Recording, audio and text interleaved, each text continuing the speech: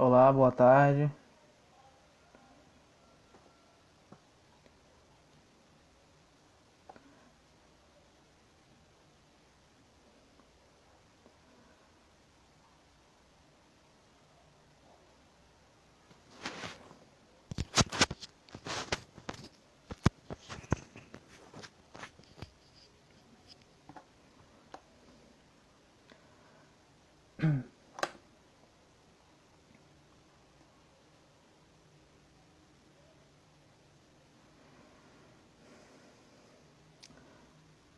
Oi, boa tarde.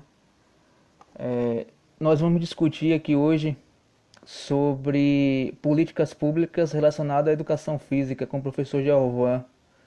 Só aguardando ele conectar, né, para a gente iniciar esse bate-papo aqui com ele.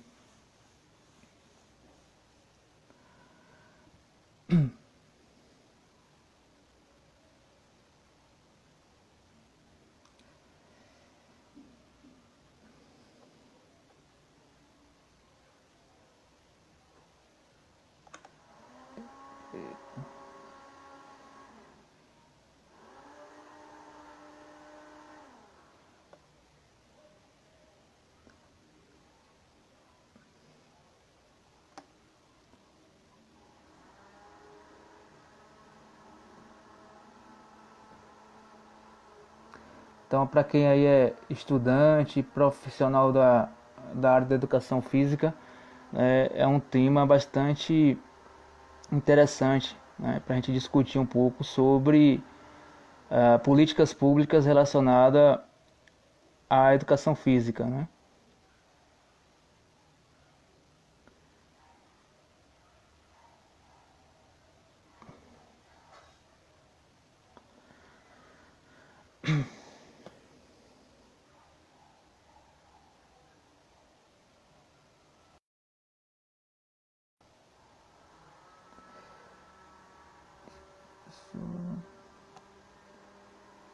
Ainda não tô.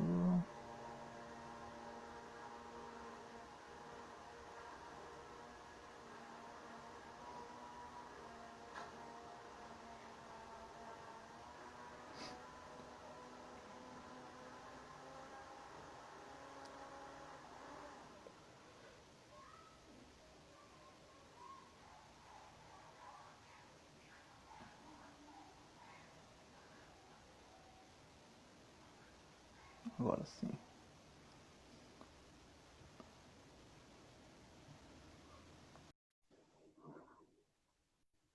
professor que já conectou, só aguardando ele aceitar o convite aqui para participar do nosso bate-papo. Pronto, companheiro. Olá, professor, boa noite, boa tarde, tudo bem? Boa tarde e noite. Tudo bem, Rodrigo? O que é que você manda, meu irmão? Como é que Isso estão as aí, coisas aí? Você tudo, cuidando, tudo direitinho? tudo tranquilo, né? Esperando esse momento passar aí É pra gente. verdade, né? Mais um colega que entrou, o Wildson, que também é outro profissional de educação física, né? Gostaria também que ele participasse aí com a colaboração dele, né, a gente vai discutir um pouco, Wilson, sobre políticas públicas relacionadas à educação física, né? E, professor, eu gostaria que o senhor se apresentasse aí para o pessoal, né, para a gente Pronto, iniciar esse bate-papo. pronto. Pode ficar à vontade. É, joia, joia. Boa tarde a todos, né, e a todas que estão aí conectados conosco. Eu sou o professor Giovan, presidente licenciado do Sindicato dos Profissionais de Educação Física da Bahia. Sou também professor da rede estadual de ensino. Eu leciono já há 20 anos na rede estadual e tenho uma larga experiência em várias atividades da educação física, né? A gente já trabalhou em diversos segmentos e com destaque assim para a Prefeitura de Salvador, onde na gestão do prefeito Fernando José e da prefeita Lídice da Mata, a gente contribuiu ali com a coordenadoria de esporte do município durante 5 anos e meio, coordenando toda Salvador. E naquela época era bastante complexa a gestão do esporte, porque não é como hoje, que a gente tem apenas a promoção das políticas públicas que se desdobram em eventos, em programas, em campeonatos. Não, a gente tinha também a missão de cuidar das áreas de esporte e lazer. Então, tudo quanto era campo de futebol, quadra, parque, a gente tinha que estar gerenciando. Passamos também aqui em Feira de Santana, pelo SESI, na gerência de esporte e lazer, onde ficamos também durante 5 anos e meio, à frente da unidade no que diz respeito ao campo do esporte e do lazer, né? E tivemos também uma experiência muito, muito grande aí na assessoria de planejamento e na coordenação também das ações operacionais do The Office do CREF 13, durante cerca de 9 anos. Então, eu tenho algum contato assim de experiência, né, com a gestão, com as políticas públicas, e no momento estou pré-candidato a vereador aqui no município onde resido, né, sou domiciliado aqui em Feira de Santana, e estamos aí construindo, então, uma pauta de mandato e também de contribuições já elaborando para o futuro prefeito, caso a gente venha a vencer o pleito, está passando para ele algumas coordenadas daquilo que a gente tem coletado junto às lideranças esportivas, comunitárias e junto à nossa categoria profissional também. Então, basicamente é isso aí. Ok, obrigado. Professor, para a gente iniciar o nosso bate-papo, né, assim, Sim. se tem alguma novidade, né, tanto na esfera estadual quanto na esfera federal, em relação a políticas públicas relacionadas ao contexto, ao campo da educação física? O senhor tem algum conhecimento sobre alguma política, alguma inovação, alguma coisa? Olha, no estado, eu fiz uma live há cerca de 3 ou 4 semanas atrás com o doutor Vicente Neto, que é o superintendente da Sudesb. E naquela live ele passou que tem grandes novidades aí para a partir de 2021 serem implementadas, né? Ele não antecipou exatamente os detalhes, porque ele disse que isso aí caberia ao governador Rui Costa, mas ele disse que tem sim grandes novidades aí, coisas boas que vêm para o esporte da Bahia e que vai dar uma guinada no que diz respeito, né, que vai alavancar no que diz respeito às políticas públicas, principalmente para aqueles setores mais carentes, né, que são as pessoas mais necessitadas, que moram mais na periferia, no interior. Enfim, ele garantiu que vão acontecer essas novas políticas, mas não entrou em detalhes justamente por isso, que ele falou que isso aí vai caber ao governador Rui Costa, né? Sei. Tem também aí a questão de que esse período agora, devido à pandemia, houve uma parada, né, nos programas, por exemplo, aqueles convênios de incremento, de fomento a competições esportivas, ao desporto de iniciação, tudo isso foi paralisado porque toda a verba foi destinada para o enfrentamento da pandemia.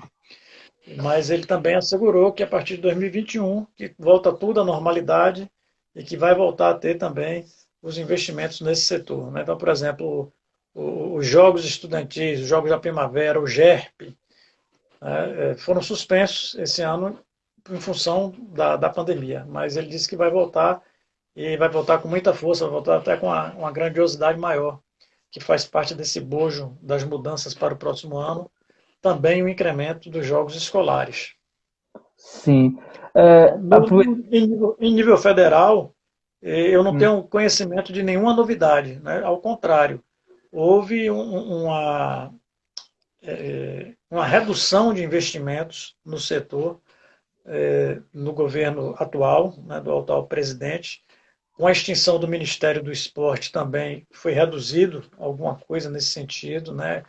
Há uma dificuldade maior hoje.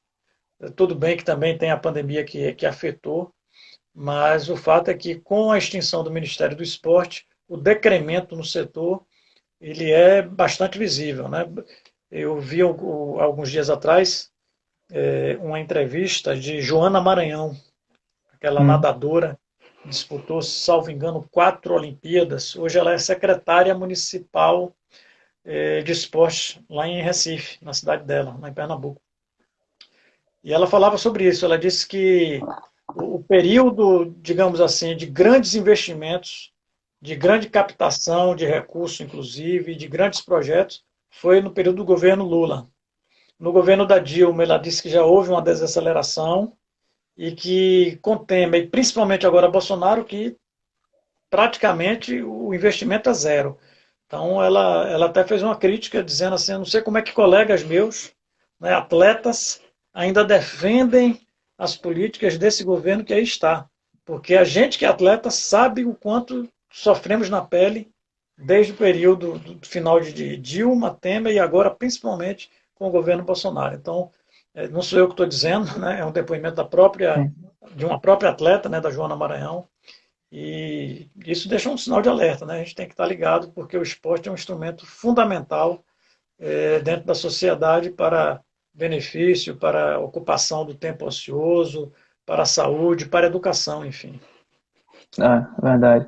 Me diga, aquele programa, não sei se era um programa, as férias federal ou era estadual, não me recordo, o segundo tempo, né, Sim. que ainda está atuando ainda existe esse projeto?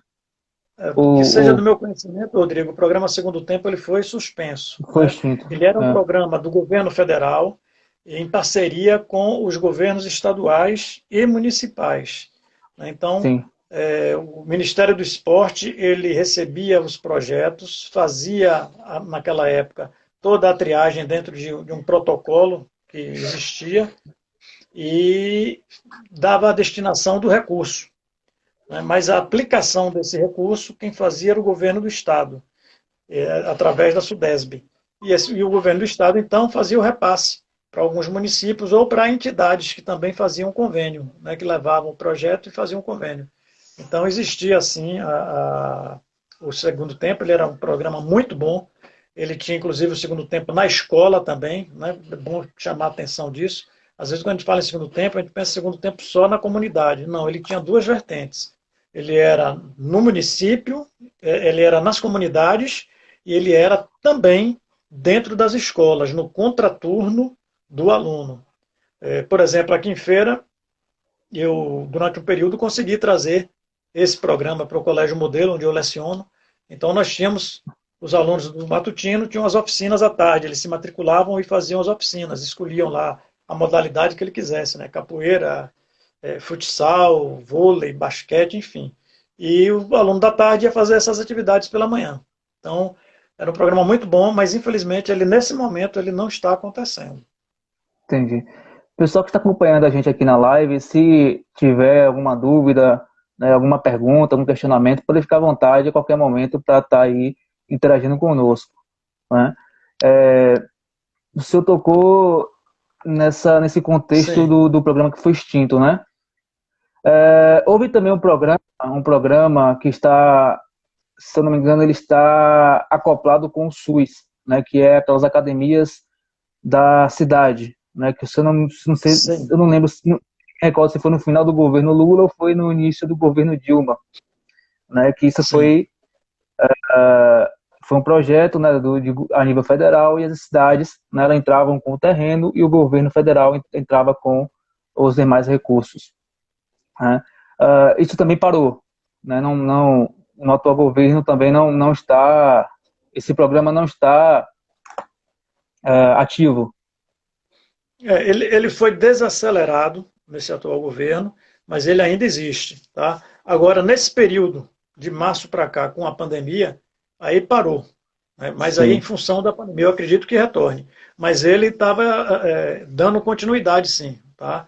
Havia ainda sendo implementadas algumas áreas e estava sendo tocado o barco normalmente, com um decremento em relação aos governos anteriores, mas ele continua existente, sim, ele continua acontecendo, à exceção desse período, como estou te falando, de março para cá, tudo paralisou, na verdade, né? Porque a falta de recurso, tudo destinado para o enfrentamento do Covid-19, então não havia possibilidade de permanecer aquele investimento. entendo. É, eu vou fazer aqui vou trazer uma problematização, não sei se você vai acordar comigo, né? Nós, profissionais, professores de educação física, né, pelo menos Sim, a nível estadual, nós temos a fama de não ser uma classe unida, né? Nós não perfeito. temos uma união, né? Nós não pregamos essa união. Diferentemente de outras classes da área de saúde, como a classe médica e outra classe, a classe dos advogados, né? eles têm uma união entre si e também são fortemente no contexto político, né? E isso, eles tendem a dominar esse contexto político a nível nacional e você vê a força desses conselhos, né? O que o senhor pensa em relação a, a esse gravamento, né, que a gente passa, né, essa questão dessa desunião desses profissionais, como melhorar nessa questão e como a gente tem mais força politicamente dentro, né, do Congresso para buscar novas alternativas para uma educação física mais forte, mais atuante. Aí você me apertou sem me abraçar. Deixa eu anotar aqui. Você me colocou aqui a questão da união da categoria. Você Isso, me colocou aqui a questão da representatividade, não é isso? isso, Inclusive representatividade política, e colocou também a questão do sistema CONFEF, isso, correto? Foram correto. essas três. Pronto, então vamos lá, vamos por etapa, vamos pelo começo. Eu vou explicar o E, porquê da minha pergunta. certo. Em relação à união, é o seguinte, Rodrigo, essa é uma característica, eu vou te dizer assim, que não é só privilégio da educação física, né? Eu acho que Sim, todo o campo da educação, de um modo geral, ele sofre desse mal, né, da desunião da categoria.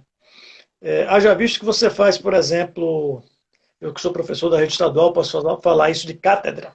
Você faz um movimento, como nós tivemos há alguns anos atrás, um movimento grevista. Aí você paralisa, suspende as aulas. Vamos fazer uma assembleia, vamos fazer uma manifestação nas ruas. Aí quando você chega lá, você tem 5, 10% do contingente de professores da rede estadual, tanto no movimento da manifestação de rua, como na assembleia. Então, se você for olhar 10, 15%, não representa. Né? Em tese não representa. Legalmente representa. Né? Por que representa? Porque está respaldado pelo estatuto e por quem está presente lá. Né? Então, é um problema que afeta a educação de um modo geral. sim, No nosso caso, na educação física, ele se torna ainda maior pelo fato que nós temos também aquela cultura de não acreditar nas nossas instituições. E aí eu entro já no segundo ponto que você colocou, que seria o CONFEF. E aí, se me permite, eu vou falar também um pouquinho sobre sindicato. Né? sim, O claro. CONFEF, por pior que seja, e realmente é, terrível, né? O sistema, não a instituição CONFEF, o sistema como um todo, CONFEF-CREF, é de uma complexidade muito grande. Para você conseguir fazer alguma mudança ali, é uma caixa blindada. Né? Benefício para a categoria, apoio à categoria, é mínimo que eles promovem. Mas eu posso te afirmar uma coisa, Rodrigo. Ruim com o Confef-Cref, pior sem ele. Pior sim, Tá? exatamente. Pior sem ele. E eu também te digo isso porque eu participei da movimentação, da mobilização pela regulamentação da educação física a favor. Ajudei na fundação do CREF 13 Bahia. Tenho acompanhado, nunca deixei de acompanhar no dia a dia o que ocorre na classe, mas essa questão da descrença nas instituições contribui muito. E os sindicatos é uma questão não só da educação física, é um processo que vem, eu diria assim, de 20 anos para cá, de um desgaste muito grande que as entidades sindicais passaram a ter, porque as pessoas começaram a taxar os sindicatos de entidades que só servem para completar os seus diretores, para as pessoas que não querem trabalhar ficar encostada, recebendo salário e ir lá no sindicato sem fazer nada. Né? Enfim, o que na realidade não é isso. Né? E se não fosse a nossa regulamentação, nós não teríamos hoje um mercado um pouco mais protegido, certo? E eu posso dizer isso que eu tenho talvez idade de ser seu pai ou seu tio, não sei. Mas eu vivi várias fases da educação física. Né? Eu vivi antes da regulamentação, vivi o movimento pela regulamentação e estou vivendo o dia de hoje. Eu sei o que era a realidade antes da Lei 9696/98. Era muito difícil, cara. Muito, muito complicado. Então, hoje a gente tem um respaldo maior, hoje a gente tem um reconhecimento maior, inclusive da própria mídia, da sociedade. A categoria hoje ela não é vinculada somente a uma área, que é a educação, ela é vinculada também à saúde. E isso é graças à regulamentação. Né? Hoje nós somos reconhecidos como profissionais da saúde também. Né? Isso é importante. E em termos de relação de trabalho, se não fosse a regulamentação profissional, nós estaríamos hoje sem a proteção específica de um sindicato da categoria. Só para você ter uma noção, no campo de academia de ginástica, por exemplo, nós saímos há exatos 10 anos atrás, nós saímos de um piso que tinha uma hora-aula de R$ 6,60 para hoje de R$ 12,67. Categoria nenhuma avançou tanto como a nossa. Ah, mas não é o valor ideal. Concordo, não é o valor ideal. Mas já está muito próximo do real. A defasagem nossa já.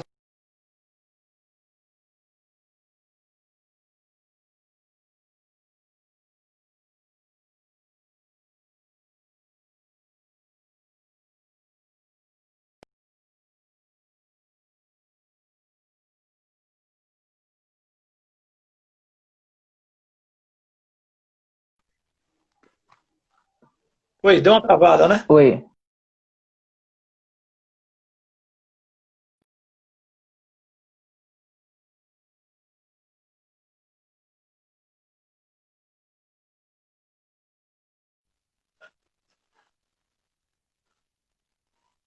Oi. Opa, Travou. voltou. Voltou. Travou.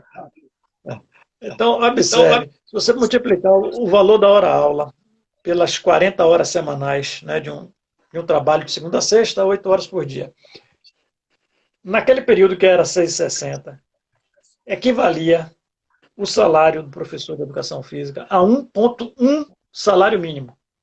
O salário mínimo geral do Sim. país era 1,1. Ok? Hoje, esse salário é de 2,3 salários mínimos. Ou seja, a gente dobrou, né? Reflexo dessa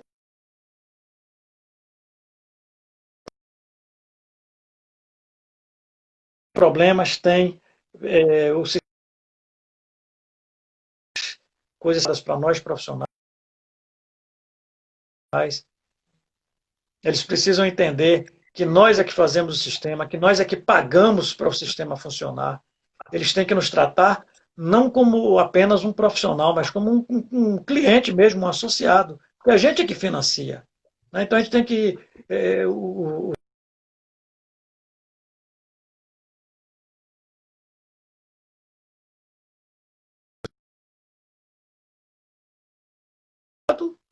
de forma VIP. A gente tem que ser respeitado. Né?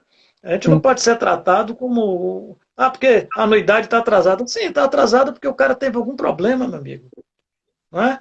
Ele não atrasou simplesmente porque desceu um raio na cabeça e disse você vai atrasar. Não, ele tem algum motivo. Então, vamos ter Exatamente. paciência, vamos conversar, vamos negociar. Não pode ser radical. Né? Essa coisa, por exemplo, do colega que trabalha na escola, que foi concursado,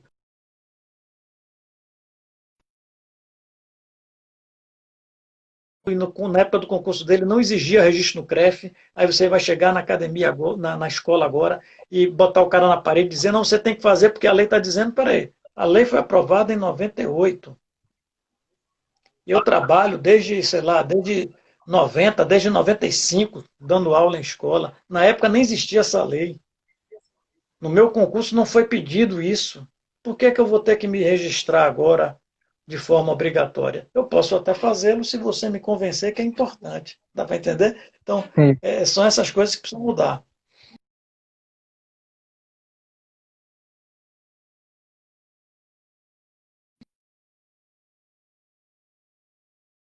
Mas está travando muito. Travando toda hora, né? É, Está travando. aí, aí também travando. É, É, e so- olha que eu estou com os dois acionados aqui, dados móveis e o do Wi-Fi também, porque se um tiver ruim, passa para o outro, né? Mas, É, bom, mas enfim, vamos lá. A representatividade que você perguntou.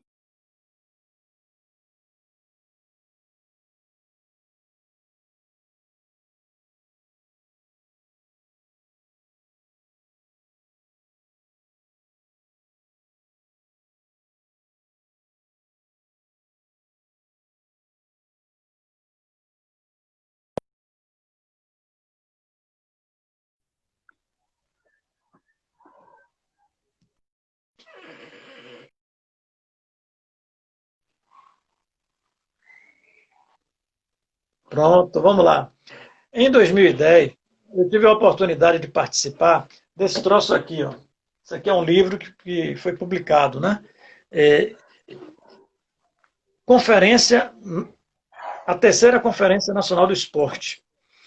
E passei uma semana lá em Brasília, nessa conferência, como representante de entidade sindical da Bahia. Eu fui democraticamente eleito por Feira, depois pela Bahia.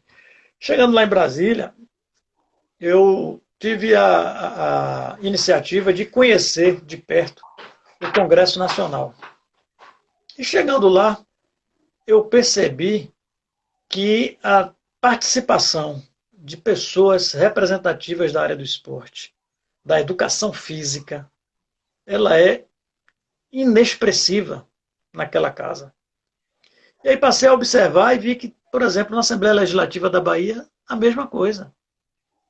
Né?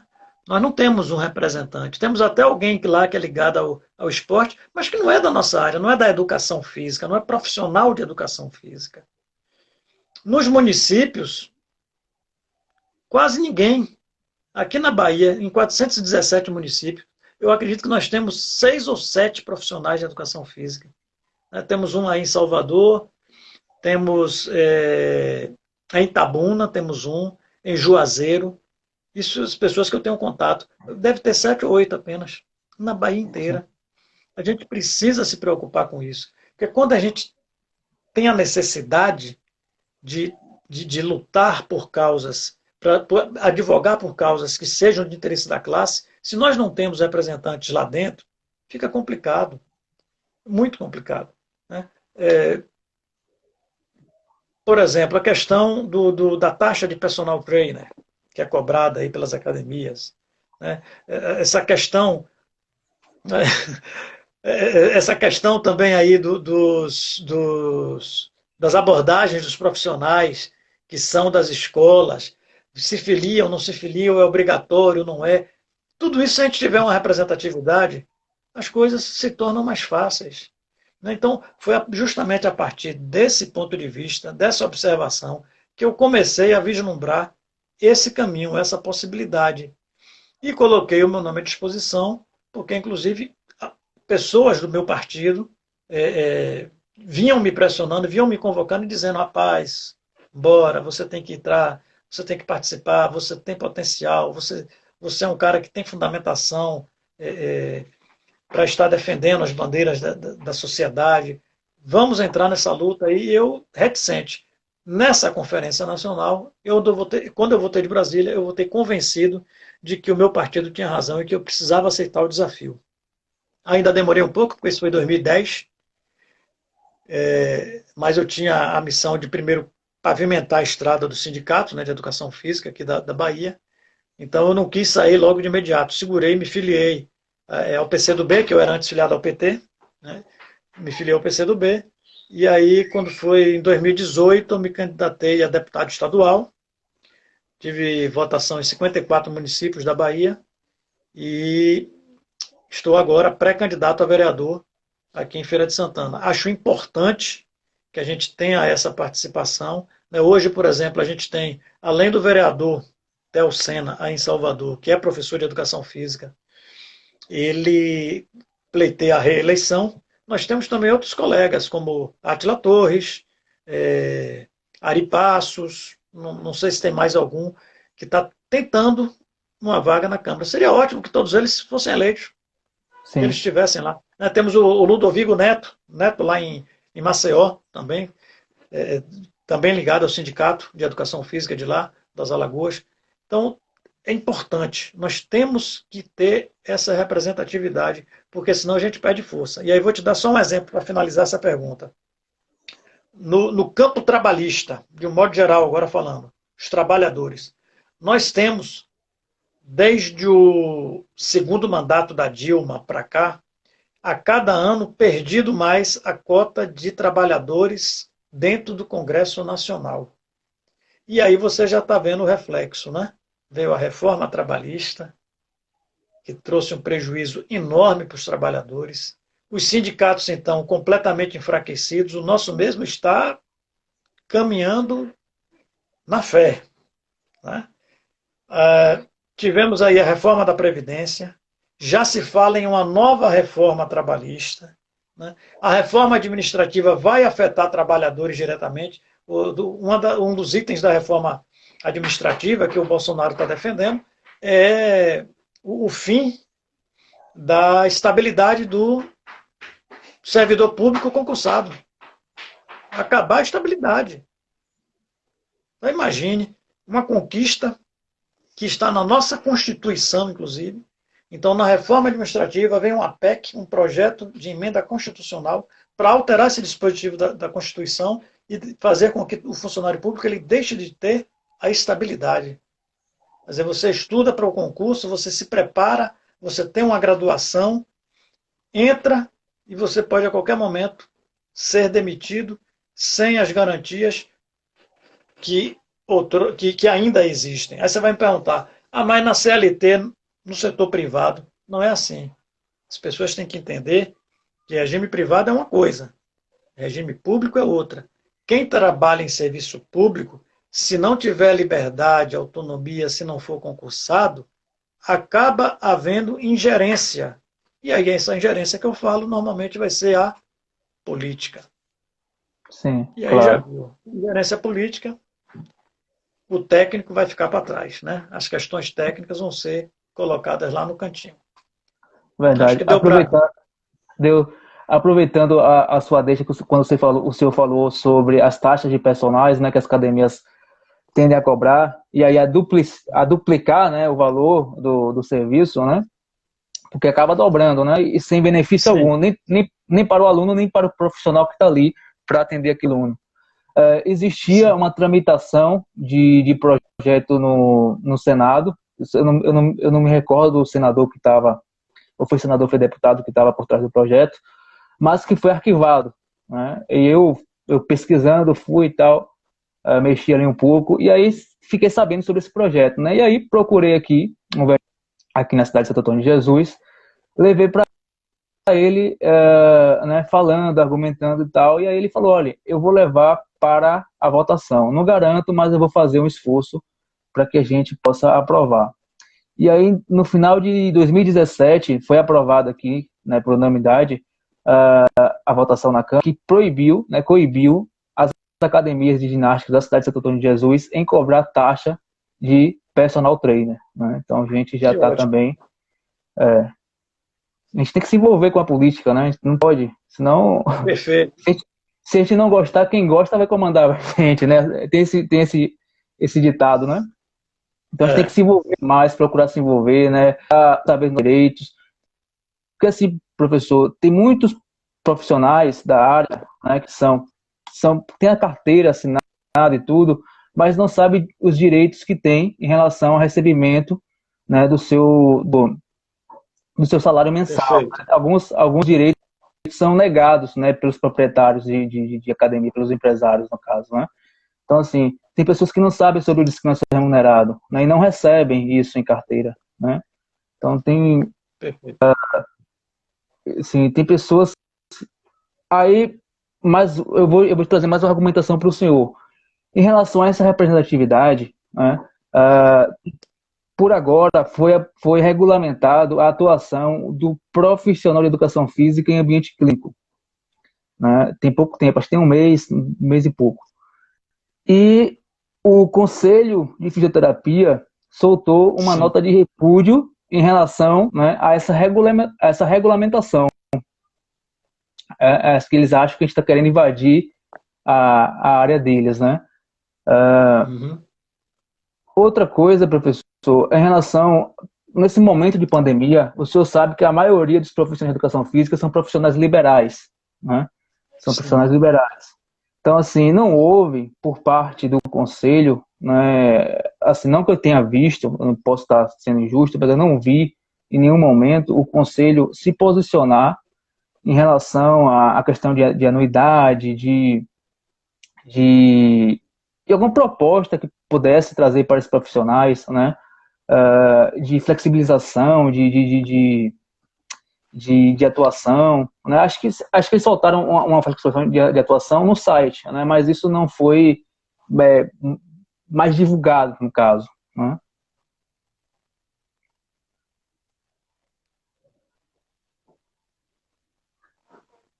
O senhor tem algum conhecimento? Olha, vou começar por etapa aqui. A taxa de personal.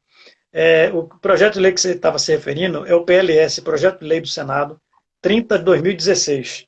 Esse Isso. projeto de lei foi apresentado por um senador que me fugiu agora o nome, mas ele é um senador de Sergipe. Tá? Foi fruto de uma movimentação nacional. Nós tivemos uma Assembleia Nacional em Aracaju, em 2016, e dali saiu uma carta chamada Carta de Aracaju, onde nós tivemos ali cerca de 8 sindicatos e mais de 10 associações representadas naquela Assembleia. Senador Amorim, lembrei agora o nome do homem. E aí o senador Amorim levou essa carta e apresentou o projeto de lei 30/2016. Acontece que esse projeto ele não foi votado, ele ficou nas comissões, ele não foi votado. E aí o que é que acontece no regimento da casa? Quando o autor do PL ele não permanece, ele não consegue a reeleição, esse projeto é arquivado. E foi o caso do senador Amorim. Então, infelizmente, para nosso azar, ele não ganhou a reeleição, tá? E aí o projeto foi arquivado e, claro, nós não tivemos nenhuma outra pessoa lá dentro para fazer uma nova rearticulação e reapresentar um projeto nesse sentido.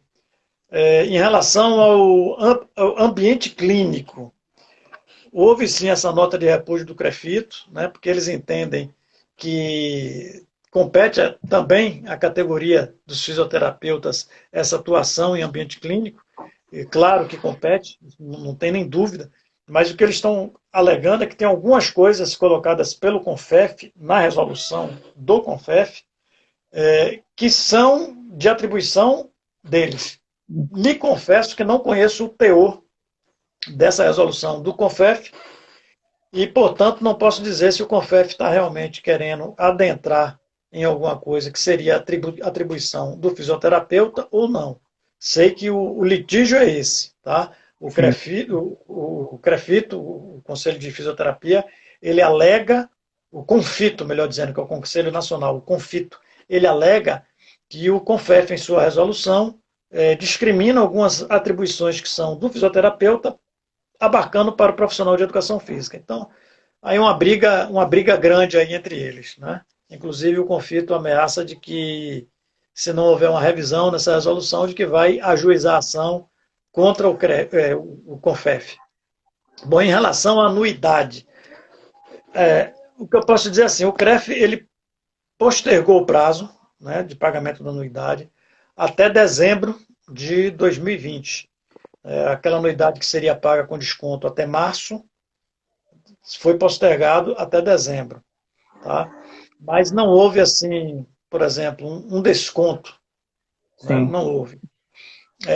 O sindicato, inclusive, de educação física, eu tenho conhecimento dessa informação, posso passar aqui, o sindicato encaminhou uma solicitação, né, um requerimento ao CREF, para que estudasse a possibilidade, não de isenção de anuidade, né, porque não tem sentido. Por exemplo, eu sou um profissional que continuo recebendo meu salário integralmente.